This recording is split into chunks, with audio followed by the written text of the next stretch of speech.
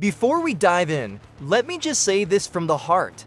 A huge thank you to everyone who liked and commented on the last video. Every word, every emoji, even the simplest thanks means the world to me and pushes this channel to reach more and more people. If you enjoy this video, don't forget to hit that like button. It really helps YouTube recommend it to others. And drop a comment. It can be anything, your thoughts, an emoji, or just a quick hi. Your engagement is what keeps this content alive. And if you'd like to support the channel even more, you can send a super thanks or become a member. Not only does it keep the channel going, but you'll also get access to exclusive perks. Wishing you an amazing day, God bless, and now, let's jump into the video. On the other side of the planet, in Seoul, the president of the Hunters Association, Go Gun-hee, was lost in deep thought. The recent battle on Jeju Island still echoed in his memory, especially the sacrifice of Min Byung-yu, Korea's most promising healer.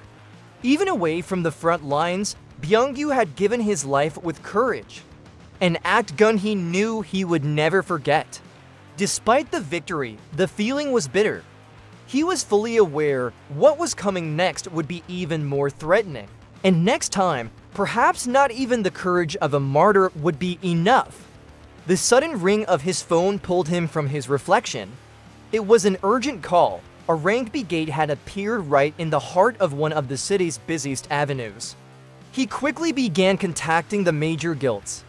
But then he paused for a moment. That gate was dangerously close to Sung Jin-Woo's office. Meanwhile, Jin-Woo was still reflecting on what had happened with Norma Selner.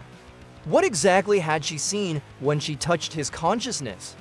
Could it be connected to the mysterious system that had followed him since his awakening? The memory of the terror on her face was still vivid. And one thing he knew almost for certain, Norma would never wish to cross his path again. Stuck in traffic, his thoughts drifted until the ringing of his phone brought him back to reality. On the other end of the line was Go Gun-hee's calm but firm voice. A gate has appeared right in the middle of the highway. Could you check it out? Jin-Woo hesitated for a moment. Do I have permission to act without official authorization? Gun-hee let out a soft laugh, filled with trust. Tell me, Jin-Woo, who could possibly have more authority than you? Convinced by the president's confidence, the hunter simply replied, "Understood." And without wasting time, he adjusted his route. When he arrived at the designated location, Jin-Woo found the area already secured. Association agents held the perimeter, while reporters and bystanders gathered at a distance. As he tried to approach, he was blocked by an agent strictly following security protocol. But just one look was enough for the man to realize who he was facing, an S-rank hunter. The murmurs spread quickly. Jin-Woo's name rippled through the crowd, and the tension in the air shifted to anticipation. Even so, the agent stood firm and demanded formal authorization. Jin-Woo didn't argue. He took out his phone, called Go Gun-hee directly, and silently handed the device to the agent. The man, already uneasy, accepted the phone with trembling hands. On the other end, Go Gun-hee's authoritative voice boomed. That alone was enough to drain the color from the agent's face. Within seconds, his posture changed. Under the watchful eyes of the press and the crowd, he stepped back, allowing Jin-Woo through.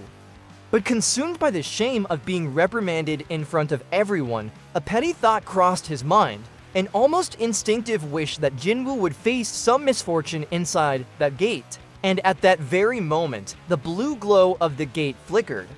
Suddenly, it turned crimson, and oppressive energy swept through the air, crushing the lungs of everyone nearby. The agent froze, his face drained of all color as a chilling shiver ran down his spine. Could it be that the gate had just answered his wish? On the other side of the gate, Jin-Woo appeared in the middle of a dense forest, battered by a raging storm. There was no turning back. The gate had already closed behind him. The only way out was forward. Rain streamed down his face as his mind clung to his mother's gentle words. Jin-Woo, follow what your heart feels is right. You didn't choose to become a hunter, but now, as an S rank, you can save lives. Just like your father did, She was speaking of the man Jin-Woo had always admired, a firefighter before awakening as a hunter. It was that same courage that had won her heart. Just promise me you won't push yourself beyond your limits, alright?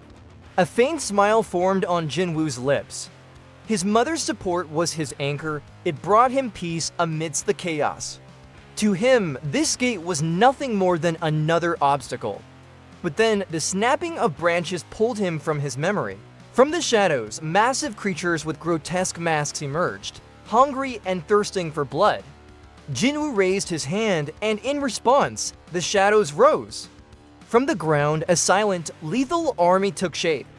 With narrowed eyes, he whispered, "Let's finish this." The battle erupted like a hurricane. The shadows surged forward like a living tide, crushing the enemies without mercy.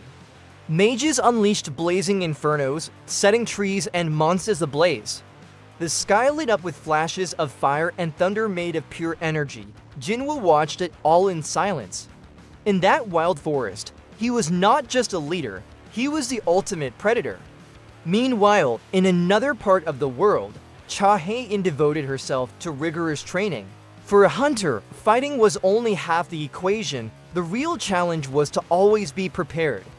By her side, Sung Il-hwan, Jin-Woo's father's old friend, observed every step. Even as just a C rank, his unshakable determination made him stand out. Back on the battlefield, the chaos showed no signs of ending. Igris tore through monsters with precise, clean strikes. Iron crushed enemies with a colossal hammer. And in the midst of the massacre, a single thought echoed like a shadow. Today, the hunter hunts. But tomorrow, it may be the hunter's turn to be hunted in that forest. There was only one law. Only the strongest would survive.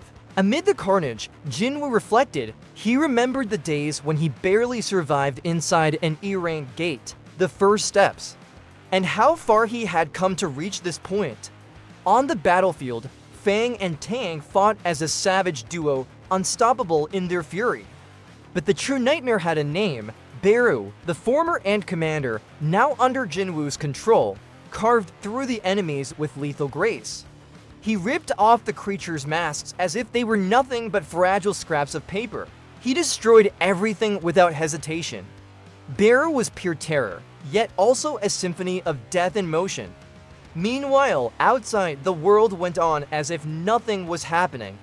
Jina, his sister, lived the everyday routine of a normal high school student, unaware that behind that gate, her brother was fighting a war invisible to the eyes of humanity. Sung Jin-Woo was different. He didn't run from danger, he sought it out.